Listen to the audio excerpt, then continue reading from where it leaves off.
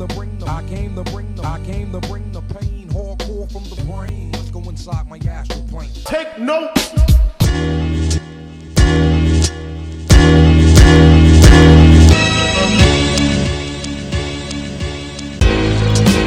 Big Beach! We're here. My man Alan just did. It's different this time. What's up, guys? What's up, guys? Terry and Trey, we're back. I know we're kind of back like a week ago. About a week ago. I always look for any opportunity to say that line. Shout out to Bobby Shmurda. He's gonna Coming be out free. in December. He's gonna be free. But we're finally back. And yes, again, for the millionth time in the comments, this is my mom. I'm his mom. We'll show you some other pictures shortly. Let's say I look older than I should, and she looks way younger than she should, but it all makes sense. But today, who we're talking about? We're talking about Kenny Payne. KP? KP, the new KP. The new KP. From Kentucky. Big man in Kentucky. Been there for like 10 years making mad money. So you know Dolan is paying him some nice bank to leave Kentucky. Kentucky is very sad to see him leave. Oh, he was a sad. great asset for them. However, he's joined the Knicks and he's joined his buddies. It seems to me, I would have to say this, that Leon Rose, William Wesley, and now Kenny Payne all definitely have some alliance together and have been friends for a while. So it's almost like this kind of clique coming together. Similar values, similar things that they want. I'm actually wondering what's going on with Scott Perry, because Scott Perry now seems like the outsider to me. He's been hanging around. Listen, Scott Perry's lucky to have a job, and he knows it. He's happy. He's happy. But KP, right? So new KP, he's back. He's here now. 6'8". It's funny you said big man. I forgot. I didn't realize he was this big. He's actually 6'8". Former NBA player. Right. Yeah. Former NBA player, and also has been training the big man. Man. This is the thing with Kenny that makes me the most excited. If you're hearing the horn in the background, man, I'm sorry. This is New York City vibes. I can't do anything about it. But with Kenny Payne, he's worked with Karl Anthony Towns, he's worked with Anthony Davis, he's worked with Willie Cauley-Stein. We're looking for free agents. Well, there's that as well. But he's worked with big men who have had a lot of athletic ability, a lot of natural talent, and no skill. And I feel like we have a guy like that. His name is Mitch Robinson.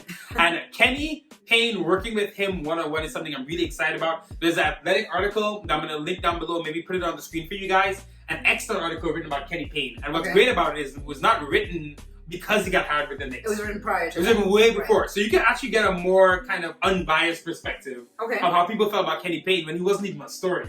See, what happens is someone becomes a story. When they come to the Knicks. Right. They want to justify him, good or bad, right? So they're going to find stuff. This was just written about Kenny Payne being Kenny Payne at Kentucky. And I can't remember the writer at the time, but I'll put that stuff on the screen. But he really broke down like who he's been to Kentucky, how he's helped develop all these big guys for the NBA. And you got guys like Karl Anthony Towns talk. Anthony Davis. The way they talk about him and like what he added to the game. You talk about Mitch specifically. One of the biggest issues with Mitch, as we know, is that he has all this athletic ability, no post moves, no real idea of how to play as a center. So you think of Kenny Payne coming in and working with him? Right. Well, Anthony Davis credits Kenny Payne for his move. He said he had no go-to move before that, and he basically taught him that like dribble, turn, shoot move. That was all because of him. Right. I want to make a note that we are both wearing Kevin Knox shirts, and that is because we are looking for Kenny Payne to come and develop Knox's legs. The calf muscles that I spoke about a couple of years ago, we drafted him.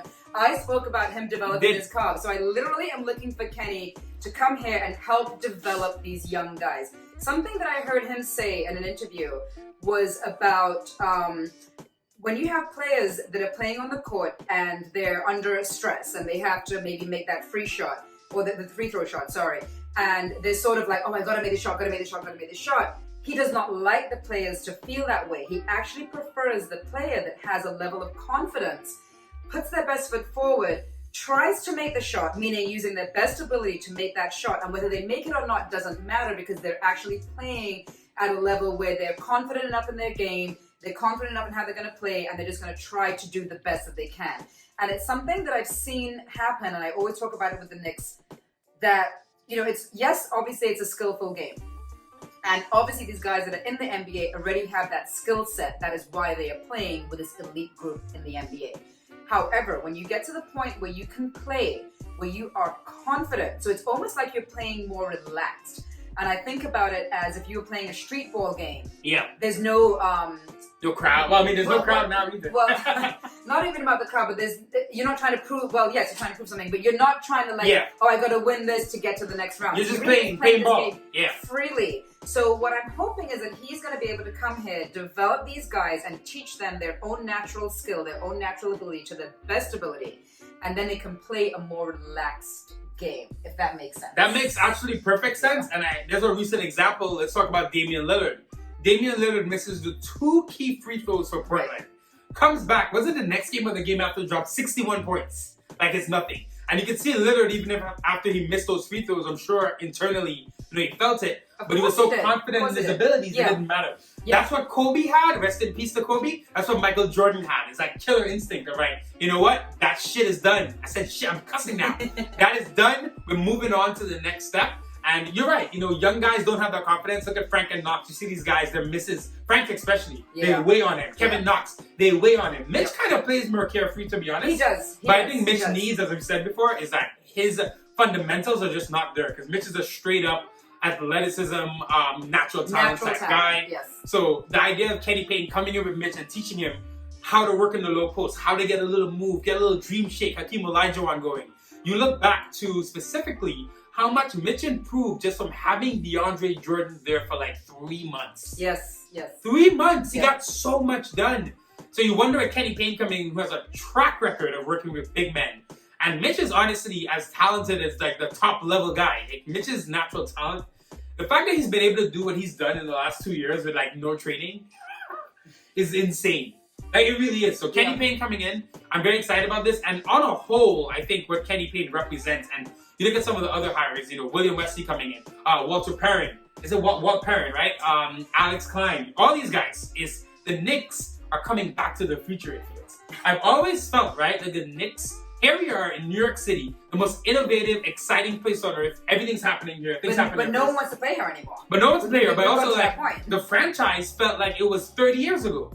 I never felt like they were on the cutting edge of anything, right? Even the year 2013 where we shot all those threes and we were kind of ahead of the curve, it kind of happened by accident because Amari was injured, so we moved Melo to the 4 and all this stuff happened, right? Novak and J.R. Smith bombing threes. The NBA then moves the three-pointers crazily. Everyone's doing it. Right. And the Knicks, who started it, not started it, but you know what I mean, didn't follow suit. And I've always felt like we're just behind the times. You never felt like the Knicks were on the cusp of anything innovative in basketball, doing something new. Oh, they're going to try this new thing out. It just felt like the Knicks were this old franchise doing old shit.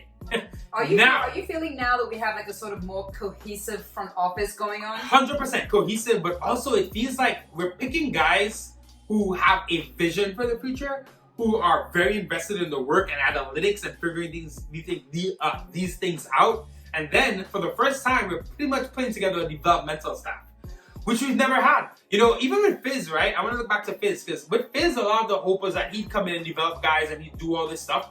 But the job of developing a roster is not on one coach. You can't coach a team and also develop kids at the same time. Right. And what I feel like with what they're doing with the scouting, Perrin's excellent. He's had excellent track record with that stuff. We have the lottery in 7 days, so I know it's gonna be another thing. We're gonna have to either go live or figure something out for that. But it just feels like on a whole that the Knicks are deciding finally to take a step into the future. I hope Join the modern NBA. I hope so. We deserve it, man. It's been too long. So. I do want to know, so, he's coming as the assistant coach, and I thought that Woodson was going to be the assistant coach. So where is he falling back to now? It sounds like the Knicks are the Avengers right now. It's just they're going to throw Mike Miller in there somewhere. They're going to throw Woodson in there somewhere. We're going to have a lot of talented and proven people at different parts of the organization. I don't know exactly how the roles will work out. Sometimes you can have too many chefs in the kitchen. Right. So we have to see.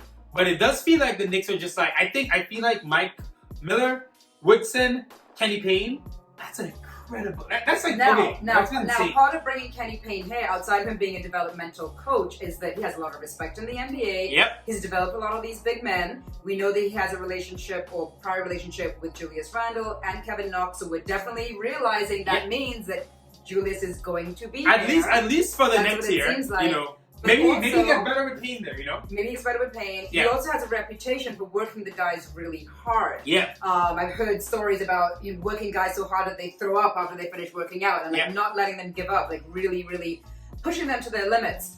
On the other hand, I also heard about him being sort of what Fizdale was, which was that like that uncle figure and Uncle that, Kenny, like, I've seen that. right. So what I'm hearing is that not Leon, sorry, our Thibodeau Tom is going to be like the real hard ass, and then Kenny's going to be sort of able to sort of smooth out, maybe any sort of friction, tension going on. That good cop, bad cop. Kind of that thing. Yeah. But to be honest, and also got the black and white cop like it's a TV show from the 90s. Now, but we also know that a lot of people still say, because it's the Knicks, until James Dolan is gone, things are not going to change. I will say we have to be optimistic, right? So we're looking at this whole big, huge shakeup in the front office. I genuinely think, even going back to Phil Jackson, that Dolan has decided I'm going to hire good people and put them in charge. And take a step back. You've kind of seen that, right? You've seen that. I think the problem has been he's not hired the right people. Okay. Or he's made mistakes in there. I think Phil, we said too late. And that was so, I have to just say this because it was so disappointing for me that when Phil came back,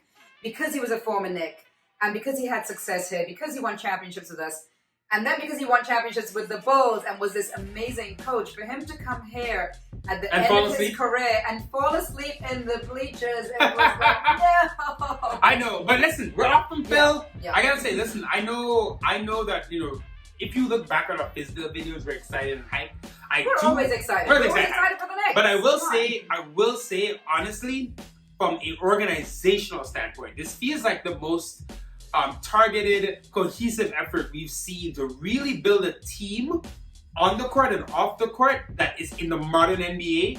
It feels like, we talk about the player relationships that these guys have. It kind of feels like they're understanding that we need to also develop what we have here and also kind of hedge our bets and look forward to the future at the same time. Not one or the other, right? So maybe some Kentucky guys, Devin Booker, maybe they want to come to New York. Well, you know that's so another point. The other point of bringing Payne here is definitely for some free agent to be attracted to the free agents, because it seems right now no one wants to come to New York. Well, I mean, I wouldn't come here. Why would you come here? Why would you? You have to show something first. You know what I mean? In the past, I think players came to New York because New York was like the big city and you got all this exposure. Now with social media, you do not need to come to New York to get that exposure. You can get it anywhere you are once you have the right team working with you. So that attraction is gone. But it is still a different level when you're here and they know it. And it's not even like the Knicks have been an okay team. This is my thing about this, right? Had we been just an okay team, players would come here. We've been a dumpster fire for 20 years. We've been probably outside of like the Kings and like the Suns more recently, though they're killing it in the bubble. We've been a disaster, so I think things will be looking up. But what I'm saying is they really seem to be balancing both ends of the spectrum. We're gonna develop what we have in-house. Maybe those guys get shipped out for stars. We're ready for that as well. And that's all we can ask for right now. So KP, the new KP, hopefully you have a better career here than the old one. But we're happy to have you here. I like this hire. I love this hire, honestly. And I'm excited to see Mitch. Mitch is the one. I want to see how Mitch develops with him. And obviously, Knox. Kevin Knox as well. But that's it, guys. Thanks for watching Terry and Trey. Peace.